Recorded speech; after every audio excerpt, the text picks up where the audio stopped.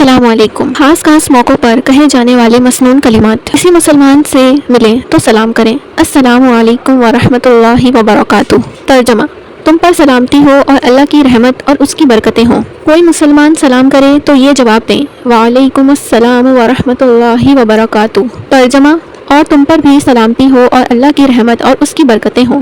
کوئی نعمت حاصل ہو تو کہیں الحمدللہ۔ ترجمہ: تمام تعریفیں اللہ ہی کے لیے ہیں۔ کوئی کچھ دے یا اچھا سلوک کرے تو کہیں جزاک اللہ خیرا۔ ترجمہ: اللہ آپ کو بہتر بدلہ عطا کرے۔ اونچی جگہ پر چڑھتے ہوئے پڑھیں اللہ اکبر۔ ترجمہ: اللہ سب سے بڑا ہے۔ نیچے اترتے ہوئے پڑھیں سبحان اللہ۔ ترجمہ: اللہ کی ذات پاک ہے۔ چھینک آنے پر کہیں الحمدللہ۔ ترجمہ: تمام تعریفیں اللہ کے لیے ہیں۔ چھینکنے والے کو یہ جواب دیں، یرحمک اللہ۔ ترجمہ: اللہ تم پر رحم کرے۔ چھینکنے والا پھر یہ دعا دے، یہدیکم اللہ ویصلح بالکم۔ ترجمہ: اللہ تمہیں ہدایت دے اور تمہارے حال کی اصلاح کرے۔ کسی کام کے کرنے کا ارادہ ظاہر کریں تو کہیں انشاءاللہ۔ ترجمہ: اگر اللہ نے چاہا، یعنی اگر اللہ نے چاہا تو وہ کام ضرور ہوگا۔ کسی بات پر تعجب ہو تو یہ دعا پڑھیں، اللہ اکبر سبحان اللہ۔ ترجمہ: اللہ سب سے بڑا ہے، اللہ کی ذات پاک ہے۔ کوئی تکلیف پہنچے یا کوئی چیز گم ہو جائے تو کہیں انا للہ و انا الیہ راجعون۔ ترجمہ: بے شک ہم اللہ کے لیے ہیں اور ہم اسی کی طرف لوٹنے والے ہیں۔ کوئی آپ کو تکلیف پہنچتی ہے یا کوئی آپ کی چیز کھو جاتی ہے یا کسی کا انتقال ہو جاتا ہے تو آپ کو یہ دعا پڑھنی چاہیے۔ جب غصہ آئے تو پڑھیں اعوذ باللہ من الشیطان الرجیم۔ ترجمہ: میں شیطان مردود سے اللہ کی پناہ چاہتی ہوں۔ آپ صلی اللہ علیہ وسلم نے ارشاد فرمایا کہ جب بھی آپ کو غصہ آئے تو آپ 3 مرتبہ اعوذ باللہ پڑھ لیں، اس سے آپ کا غصہ شانت ہو جائے گا۔ اب میں آپ کو کچھ اسلامک فریزز بتاتی ہوں۔ نمبر 1، شہادہ۔ شہادت ایمان کا بنیادی اعلان ہے، جس کا مطلب ہے گواہی یا گواہی دینا۔ اسلام کے 5 پلرز میں سے فرسٹ پلر ہے اور اللہ تعالیٰ کی موجودگی اور محمد صلی اللہ علیہ وسلم کی نبوت پر یقین کا اظہار کرتا ہے۔ شہادت کو گواہی کے طور پر پڑھا جاتا ہے۔ نمبر 2 از ایمان۔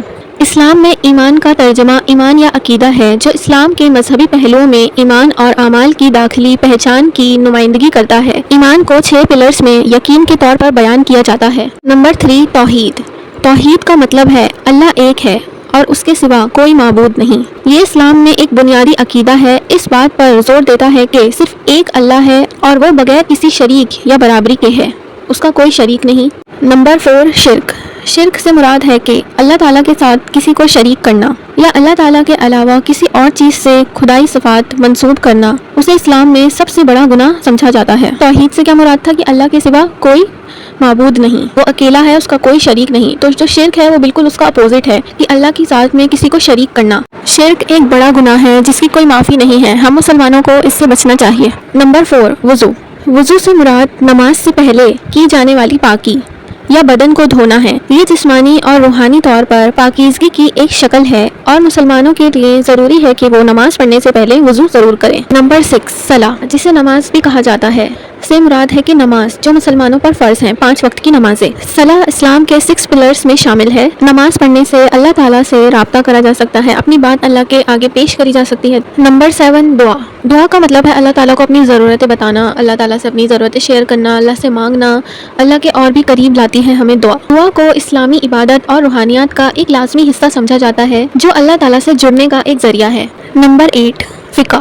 فقہ کا مطلب ہے اسلامک لاء، مطلب اسلامک لاء کو سمجھنا، اسلامک سائنس کو سمجھنا، اس کو ہی فقہ کہتے ہیں، جو قرآن میں ہے اور آپ صلی اللہ علیہ وسلم نے جو ہمیں بتایا ہے سنت طریقہ، ان ساری چیزوں پر عمل کرنا، ان کو سمجھنا، یہی فقہ کہلاتا ہے۔ نمبر 9، فتویٰ۔ فتویٰ کا میننگ ہے فقہ سے الٹا، یعنی اسلام کے خلاف کوئی چیز جو اسلام کی لاء کے اکارڈنگ نہیں ہے، ان چیزوں کو کرنا، وہ فتویٰ ہے۔ نمبر 10، سورہ۔ سورہ اسلام کی مقدس کتاب قرآن مجید کا ایک حصہ ہے۔ قرآن کے اندر ایک الگ سیکشن ہے جس کو سورہ کہا جاتا ہے۔ قرآن مجید میں کل 114 سورتیں ہیں، جن میں سے ہر ایک آیت پر مشتمل ہے۔ نمبر 11، آیت۔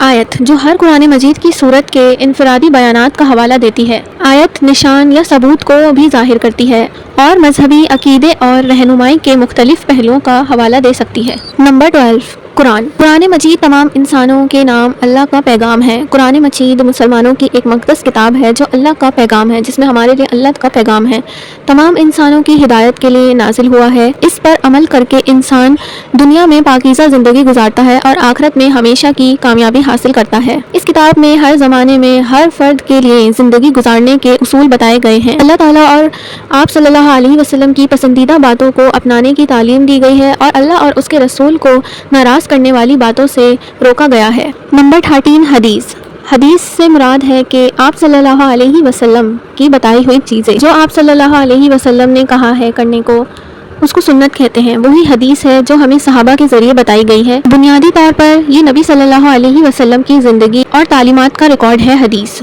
ورڈز بہت سارے ہیں اسلام میں، اس ویڈیو میں نے آپ کو تھوڑے ہی بتائے ہیں، جو مین ہیں وہی میں نے آپ کو یہاں بتائے ہیں۔ تو امید ہے آپ کو ویڈیو اچھی لگی ہوگی۔ ویڈیو کو شیئر کریں تاکہ اور لوگوں کو بھی اسلام کی معلومات ہو سکے۔ انشاءاللہ اور ورڈز میں آپ کو بتاؤں گی اسلام کے اس کے نیکسٹ پارٹ میں۔ السلام علیکم۔